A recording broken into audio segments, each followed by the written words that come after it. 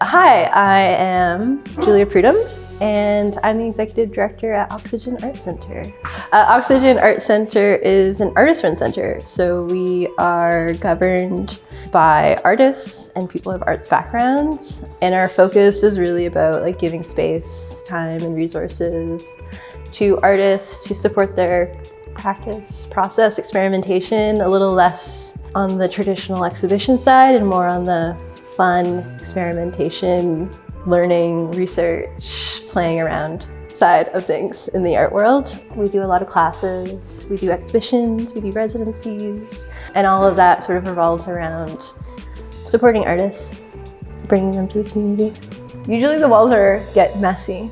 So it's you can't really have a show up. Might, put something up. Totally. Often there's handprints everywhere, or they're projecting. How often in a year are you repainting these walls white? All the time.